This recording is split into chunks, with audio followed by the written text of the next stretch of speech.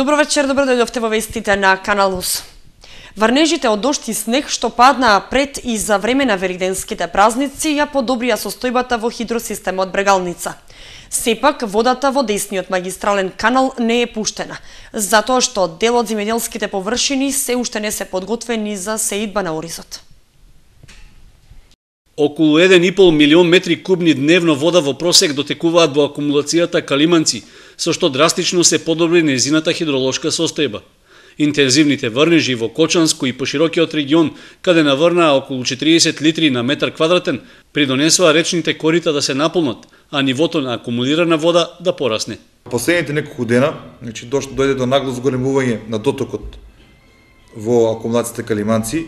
На време имавме максимум некаде доток околу 40 метри кубни во секунда, со тоа што резултираше со нагло поклучување на водостојот и нагло зголемување на количината на акумулирана вода. Во последните 4 дена купната количина која се акумулира во хидросистемот е негде околу 11 милиони метри кубни вода, што значи дека моменталната состојба на акумулирана вода е некаде околу 78 милиони метри кубни вода. Што значи дека земјоделците ќе имат едно комотно наводнување на површините кои што се зацртани во планот. Беличев вели дека во Брегалница и понатаму ќе следат хидролошката состојба и можно е соодветно коригирање на површините. Сепак, иако се најавуваше дека веднаш по Великден ќе биде пуштена водата во десниот магистрален канал, тој се уште е празен. Водоспадство Брегалница е спремно уште истиот момент да ја пушти водата во десниот магистрален канал, но поради, како што рекавме преиска, интензивните врнежи, дел од површините остана уште необработени, дел од површините се спремни, ги очекуваме, ние сме спремни уште истиот момент да пуштиме вода, очекуваме ги требувањето за вода од водните заедници во наредниот период. Додека да биде активиран десниот магистрален канал, земјоделците ја користат проточната вода од реките, така што сеидбата на оризот е интензивирана. Вегетацијата на оризот знаеме колку порано подобро е, како лани што на 1 октомври слана падна, ослани го и готова завршена работа, а и покасно го сеаме, а сега е подобро. Временските услови колку толку те дозволуваат, па сега натаму под Божје небо сме, ќе видиме. Со оглед дека во наредниот период се очекува топење на снегот, што на планинските предели е со дебелина од околу 30 на сантиметри, може да се очекува дека акумулацијата Калиманци во наредните неколку денови ќе надмине границата од 80 милиони метри кубни вода. Празничниот викенд неочекувано ја продолжи ски сезоната на Пониква.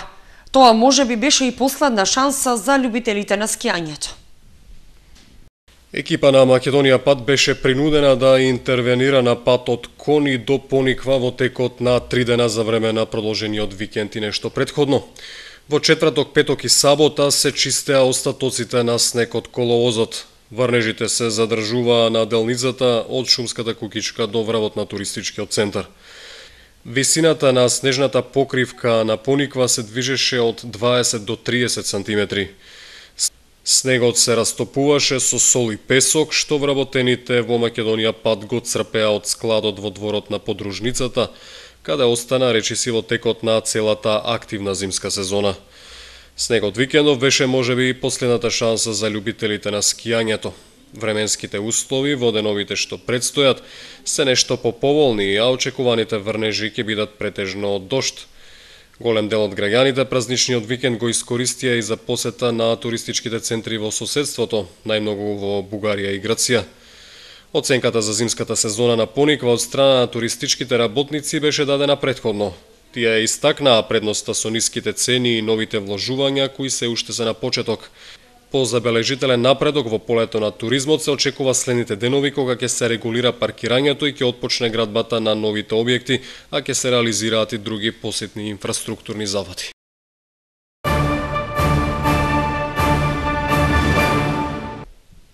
Христијаните го слават Великден.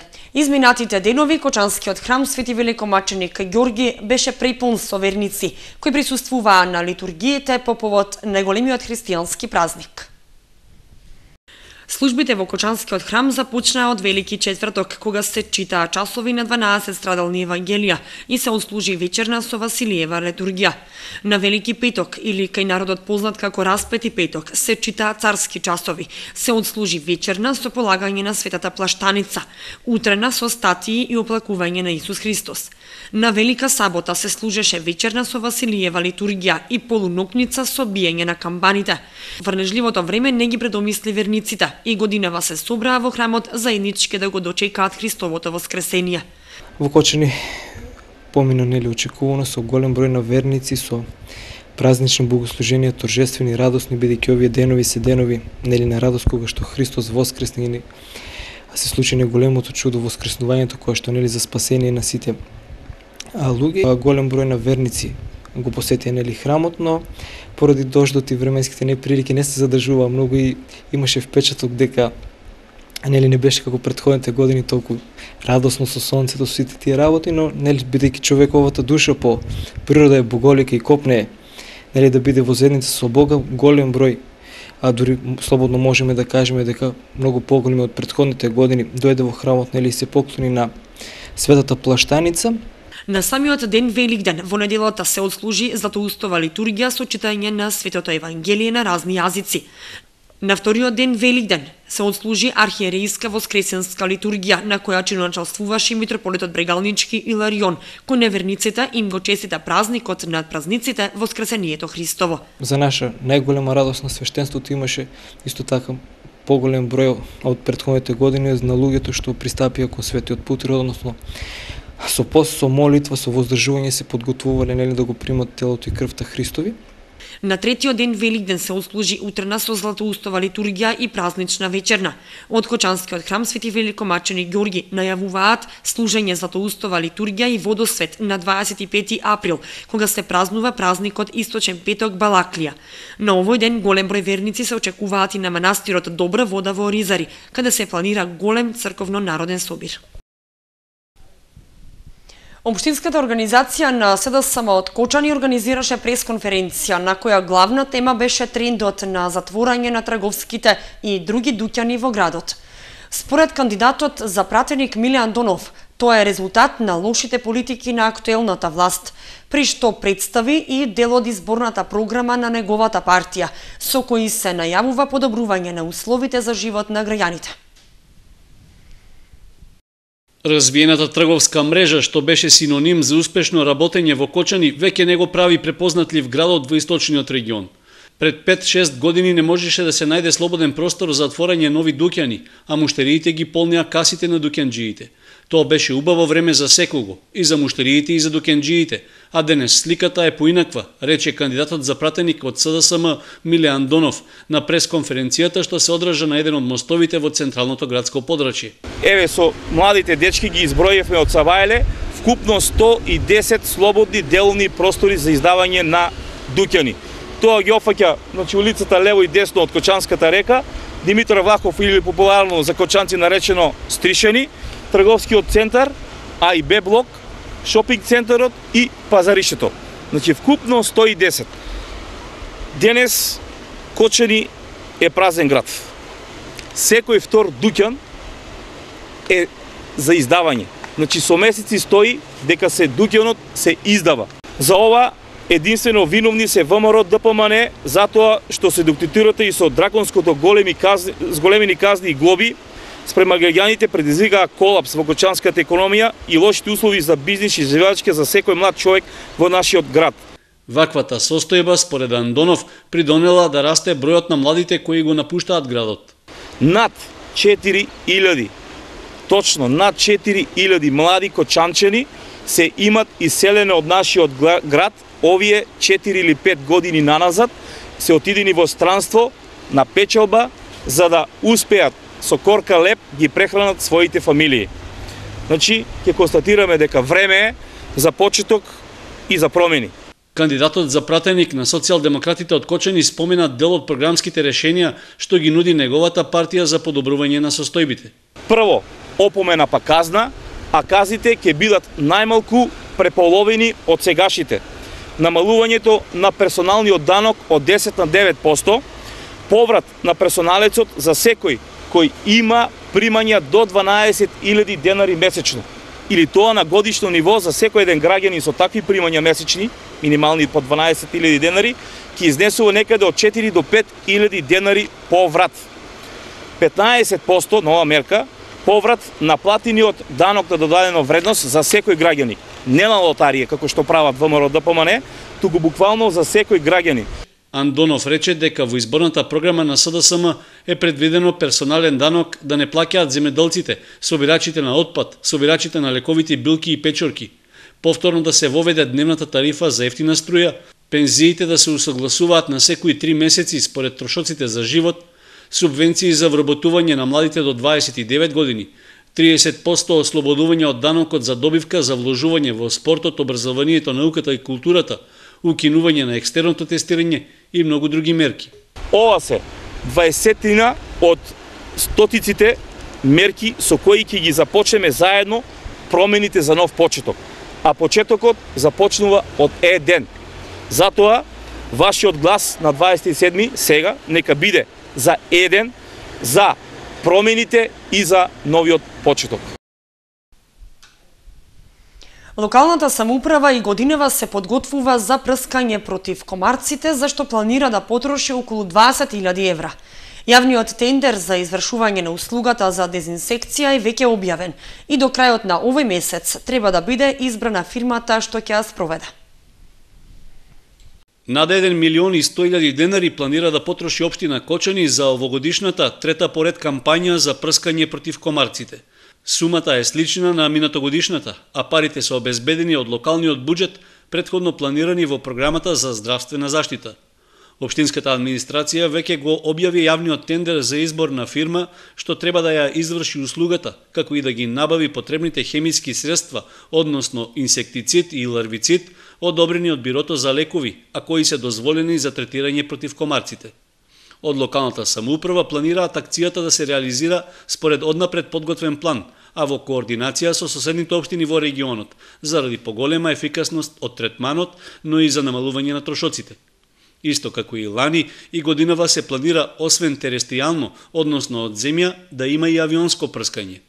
Двете третирања ќе се реализираат одделно, односно со прскањето од земја ќе се опфати површина од околу 300 хектари во централното градско подрачје, во приградските населби и во дел од населените места во општината. Со авионското прскање пак се планира да биде опфатена површина од 2700 хектари, пред се во градот и низинскиот дел од општината. Јавниот тендер за набавка на услугата и на хемиските препарати трае до 28 април, а за сега се уште не се утврдени дефинитивните рокови кога ќе се реализира третирањето. Од локалната самоуправа рекоа дека тоа ќе се договара на заеднички состанок со другите општини, односно прскањето ќе биде практично во ист временски период, а првиот третман најверојатно ќе се реализира во првата половина на јуни.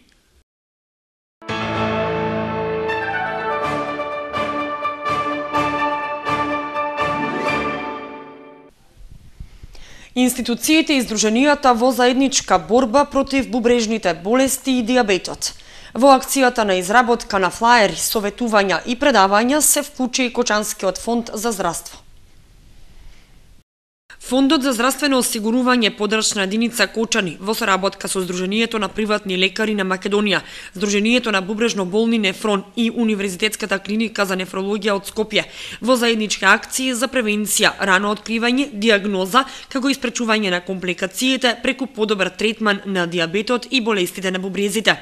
Соработката е со цел унапредување на грижата за диабетесот во Македонија преку координирани заеднички активности. Фондот за здравствено осигурување на Македонија во соработка со Сдруженијето на приватни лекари на Македонија, со Сдруженијето на приватни нефрон, Сдруженијето на бубрежно болни граѓани и Универзитетска клиника на Македонија изработи неколку брошури и тоа препорака на пациенти за пациенти на хемодиализа, води за пациенти на кои им е потребна трансплантација на бубрек, препорака на пациенти со бубрежна слабост пред диализа. И сто така, Фондот за здравствено осигурување се грижи не само за превентивно, него и за веќе болните, за да се намали таквата состојба. Целта е да се создаде повисок степен на свесност за диабетесот и за бубрежната болест кај населението, вели доктор Ана Бурева од Штип, вработена во Фондот за здравство во Кочани. овие цели се однесуваат за подобрување на и превенција и спречување на компликации од најчестите заболувања, значи кардиоваскуларните заболувања, бубрежните заболувања и диабетес мелитус, кои што представуваат значи тивки убици во денешнината, за кои што луѓето значи треба да бидат навремено информирани од страна на нивните матични лекари, со тоа што тие ќе бидат повикувани од своите матични лекари и ќе бидат правени соодветни испитувања. Значи, лабораториските испитувања се во врска со откривање на времено на гликемијата, значи високиот нивото на шеќер во крвта, понатаму протеините во урина, креатинини во крвта. Освен подигнување на свесноста, активностите се фокусирани и на поттикнување за учество во програмите за превенција на компликациите од шеќерната болест на сите чинители во општеството, додава доктор Бурева. Навремена контрола на хронично болните и спречување на компликациите, бидејќи компликациите сами по себе се слепило, диабетско стопало, значи тие се од страна на диабетес мелитус, односно на шеќерната болест, и од страна на бубрежните заболувања се значи затајување на бубрежната работа, кои што може да доведат до диализа, а и секако до трансплантација на бубрик. Во светски рамки диабетесот е причина за смрт на 5 милиони луѓе за само една година. Најмалку 90% од луѓето на кои им е диагностицирана оваа состојба имаат диабетес тип 2. Тој може да се спречи доколку се практикува здрав начин на исхрана и физичка активност, додава доктор Бурева.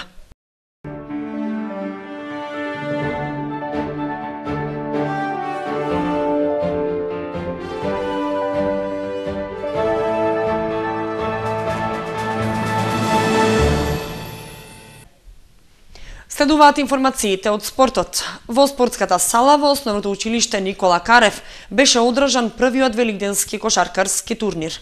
Победи забележаа Баскет Дино и Сомови, а до година се планира вклучување и на женски екипи во турнирот. Велигденскиот турнир во кошарка што се одржа викендов на едно место ги собра кошаркарските надежи како и рекреативците ентузијасти. Општинскиот спортски актив организираше две надпреварувања. Првото за кошаркарски клубови од градот, Баскет Дино, тројка Пиколо Атекс за генерација 2000 и помали, и второто за Баскет Джи над 15 години. Покрај надпреварите меѓу клубовите бе организирани и кошаркарски полигон, како и надпревар во шут за 3 поени. Сите учесници, вклучително и организаторот, едногласни во оценката дека турнирот имаше одлично издание. Надпреварачите кои што беа присутни на денешниот ден од сите кочански клубови, мислам дека беа задоволни тоа што го беа научиле, значи го прикажаа своето знаење од кошаркарската те познавања. Што се однесува од организацијата, мислам дека течеше се според предвидениот план, од почетокот па се до крајот на турнирот. Што се однесува од организацијата на овој велигденски кошаркарски турнир, честитки за организаторот, успеа да не собере сите 4 екипи што работиме во градот со дечиња на еден турнир на кој тие ќе покажат своите знаења и она што го научиле кај нас на тренизите. Јас единствена забелешка би нашол на посетеноста од родителите на децата кои тренираат. Мислам дека овој турнир требаше да биде помасано посетен од нив. На крај крајот да видат како работиме и што имат научено нивните деца. Клубот постои од 2006 година, работиме во машка и женска категорија, вршиме уписи секој вторник, четврток и сабота. Пожелно е дечињата повеќе време да поминуваат во сала, отколку да поминуваат пред компјутерите. Велигденскиот турнир по прва година се организира во Кочани и баш како што треба, значи тие екипи што се од Кочани играат велигденски турнир кои присуствуваат Баскет Дино, Пиколо, Тројка и Атекс. И мислам од организатор сум добро, мислам организацијата е добра. Значи такмичењето е спортски и мислам подобриот кој е, значи да победи на првиот велигденски турнир. Плановите за следната година се турнирот да прерасне во традиција. До година може да биде овој турнир, може да биде и во женска конкуренција, зависи со тоа, значи како клубовите имаат надпреварувачи и од кои генерации. Можеме да го изведеме, значи, и со во женска категорија, а може би да биде и некоја друга генерација. Баскет Дино во финалето беше подобар од Атекс со резултат 43:25. Во надпреварот за третото место Екипата на Тројка го совлада Пиколо со 33:28. За најдобрите следуваа пехари и дипломи, за останатите благодарници. Награди беа предвидени за најдобриот играч, екипа и најдобри поединци во полигон. За најдобар играч на турнирот беше прогласен Андреј Данилов од Баскет Дино. За најдобар играч во полигон Дамјан Тодосиев од истата екипа.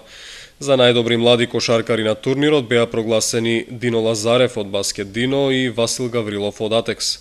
На сениорскиот турнир за баскетджи триумфираше екипата на Сомови, кои во финалето славеа над дружината на Васко со 16:8. Првопласираната екипа освои 6.000 денари, а поразениот тим во финалето 3.000 денари. Во фудбалските надпреварувања од празничниот викенд Осогово надмоќен против Тракања, додека надежите беа дел од Синалко купот во Штип. Осогово ја торпедираше екипата на Тракања во рамки на 20-тото коло од третата фудбалска лига Исток со 5:0. По еден гол впиша Нанев, Цветков и Здравков, како и Арсов и Натков од пенал.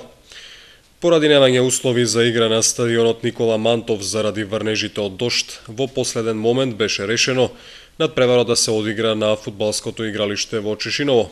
Останати резултати од колото: Беласица Плачковица 4:1, Карбинци Брегалница Голак 0:5, Чешиново Напредок Здравје Радово 2:4 и Слога 1934 Каменица Саса 2:1.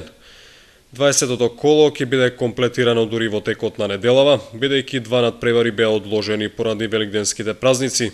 Се среќаваат Баби Рудар и работник Џумајлија Астибо. Табелата во третата лига Исток останува непроменета. Води Беласица со 55 бодови пред Слога 1934 со 44. Напредок Здравје Радово е на третата позиција со 40. Осогово заостанува со бод на четвртата позиција, на петото место е Брегалница Голак со исто толку бодови како и Кочанскиот третолигаш.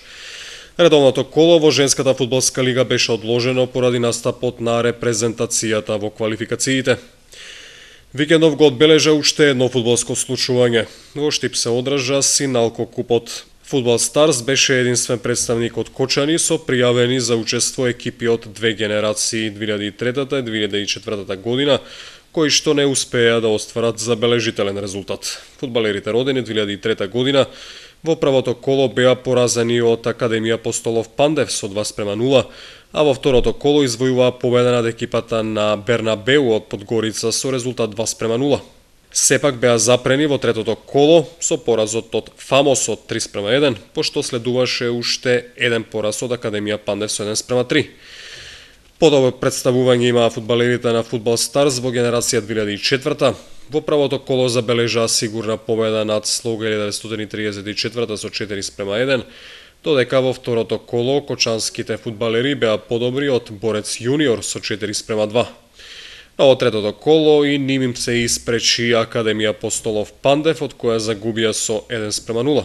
Тој пораз кочанските надежи ги чинеше пласман на второто место во групата. Поради тоа Фудбал Старс мораше да вкрсти со хипотетички посилна екипа во четвртфиналето, Брегалница, од која исто така беше поразен минимално со резултат 2:1.